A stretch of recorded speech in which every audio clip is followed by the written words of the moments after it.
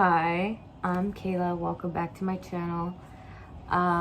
This is going to be part 2 to my first video, which is my journey with leukemia.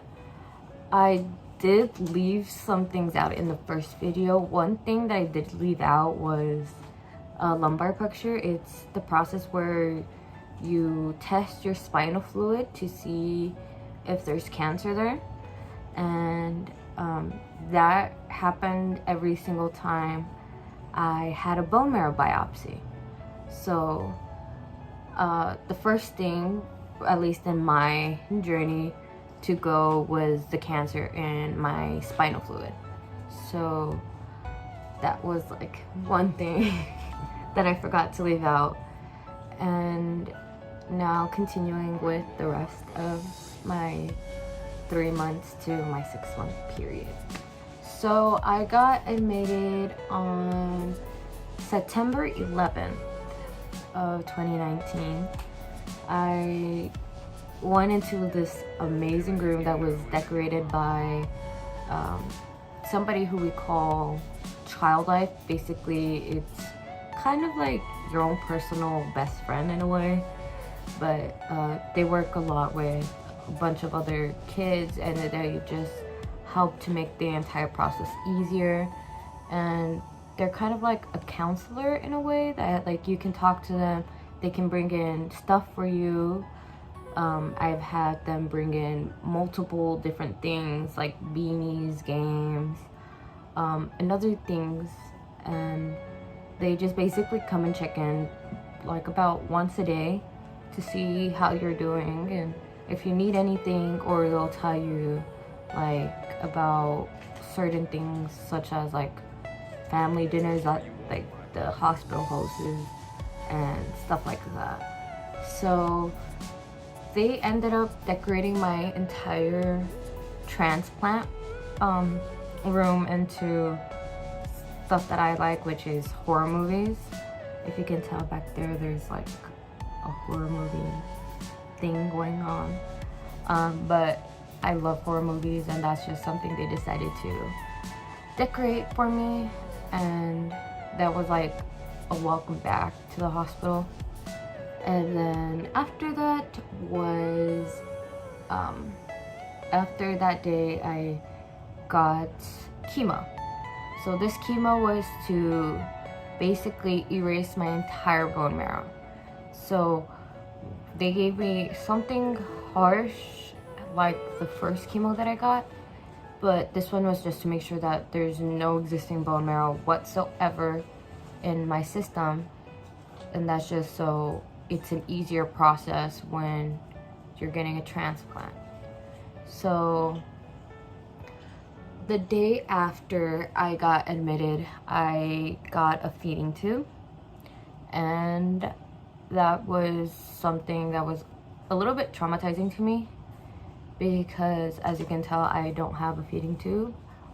But after having it for about 3 days, I ended up throwing up my feeding tube. Basically, there's no way to ensure that it's gonna stay in its place.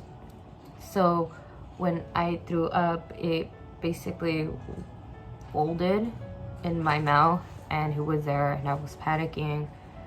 And my sister luckily was there, and she helped me through that entire process.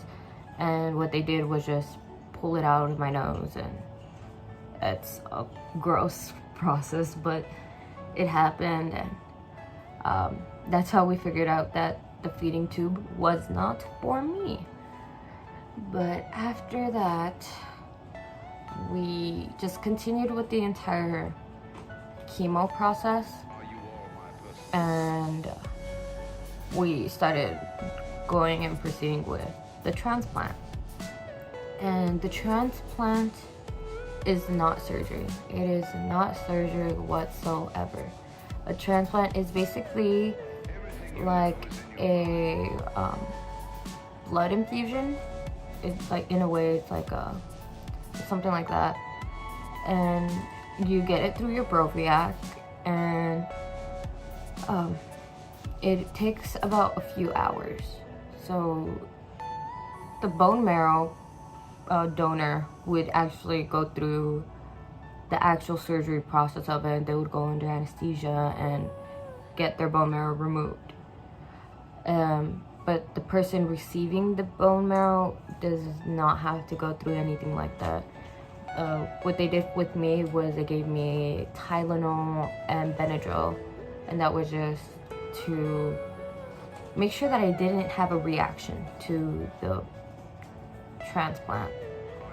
And so on the 21st of September, I received my sister's bone marrow. I received 1.5 liters of her bone marrow. And that's where this whole process ends up like getting complicated, because me personally, I don't remember certain things after this. So after the infusion of the bone marrow, I ended up going through complications.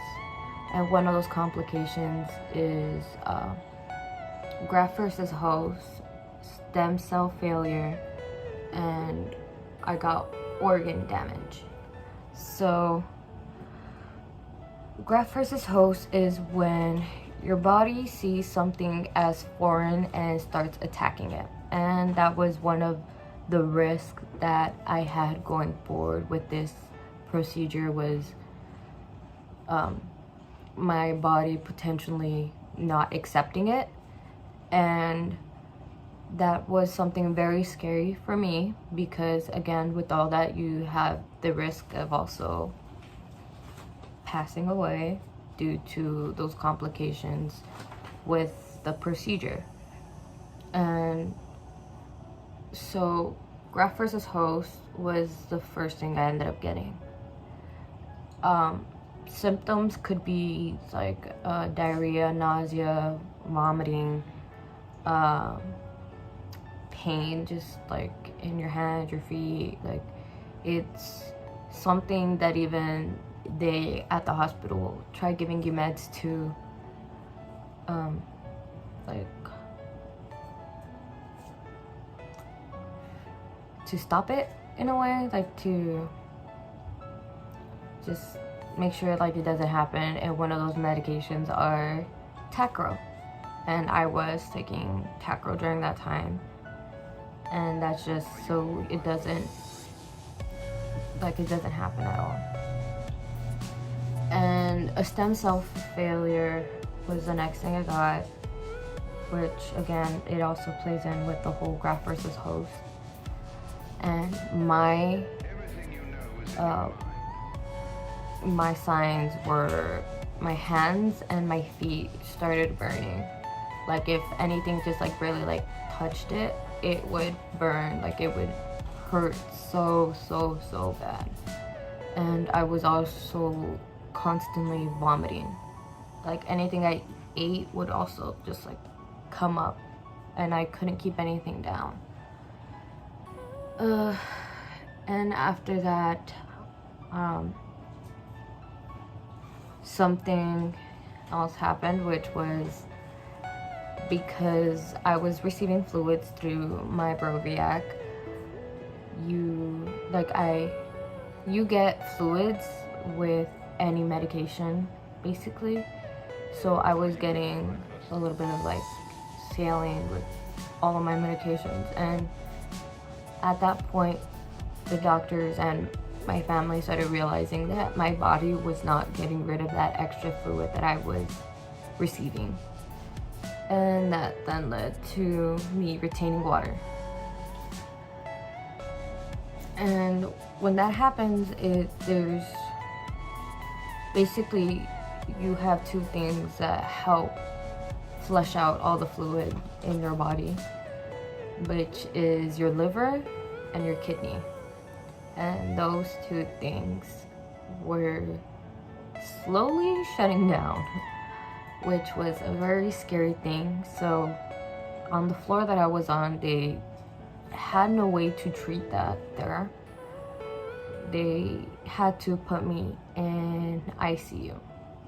So when I was in the ICU, I got diagnosed with VOD, or also known as SOS. Basically, it's when small blood vessels in your kidney and liver start basically getting blocked, and it's kind of like blood clots in a way, where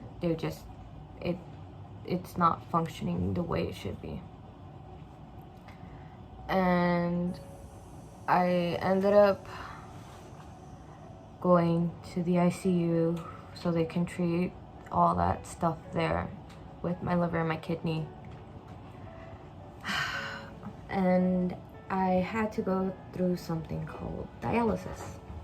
So dialysis is something, it's a machine basically that helps, like it runs your blood through a machine and it cleans out all your blood and takes out all the extra water that's in it.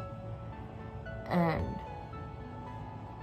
with that, like, that's how I was getting rid of liquids. And during that time, I also had fluid in my lungs. So I was also on something called the CPAP, which is basically a machine that is like a triangle right here, and it's like giving you oxygen and helping you breathe.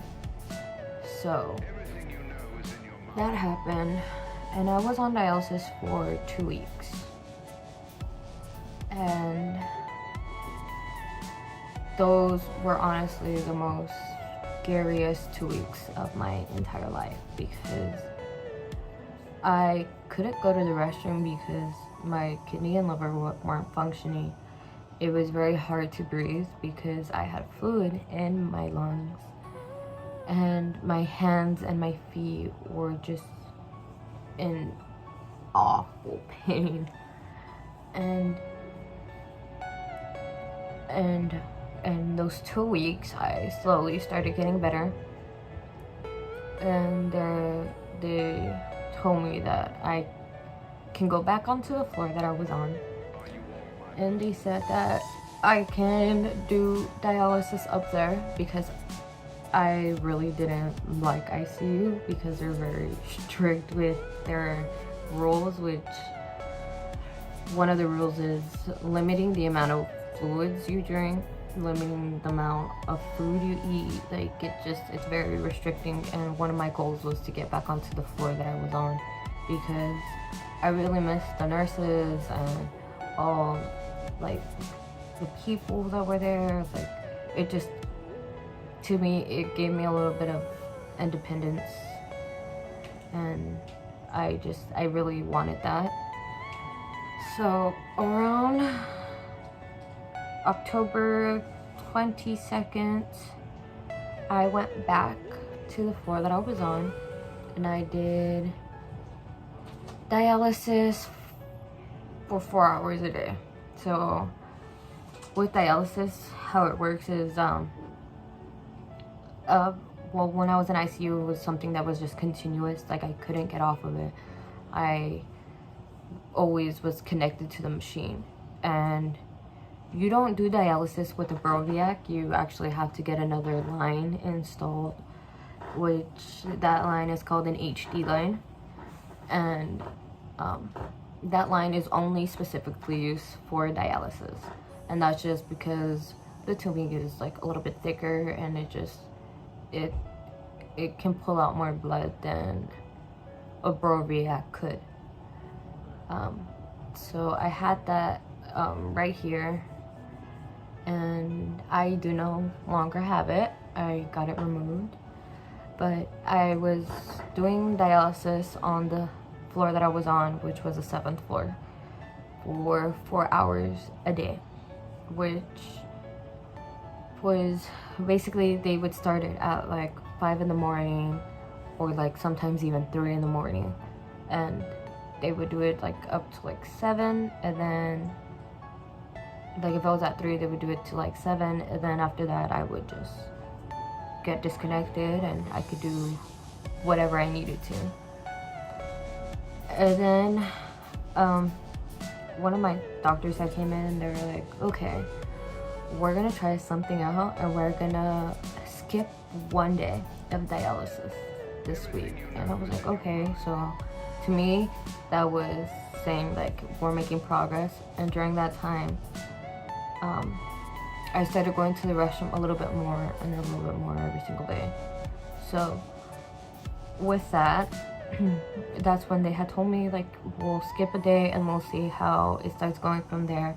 So when we skipped 1 day, that ended up going to another day of not doing dialysis, and then another day.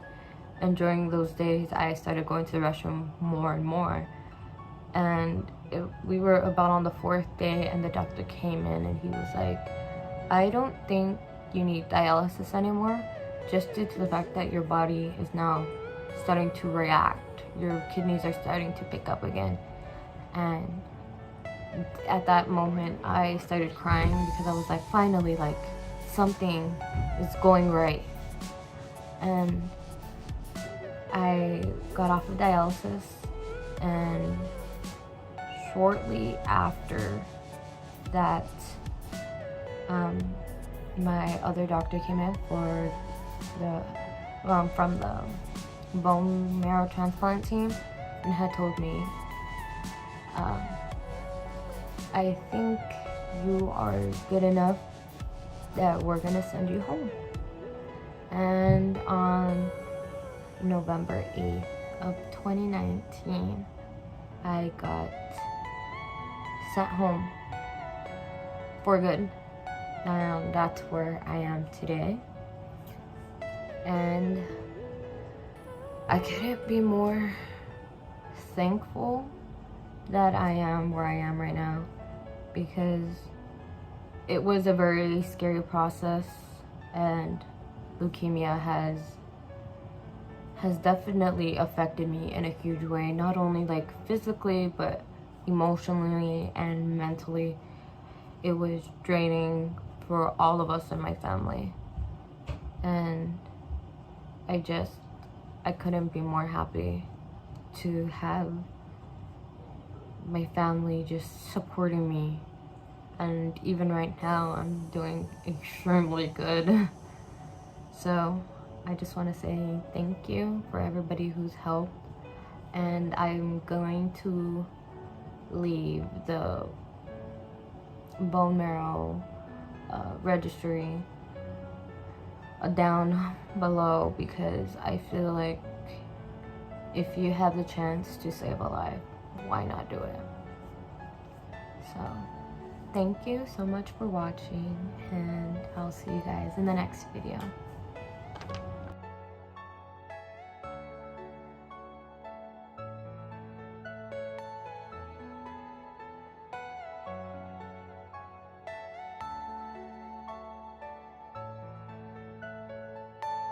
Are you all my personal dream?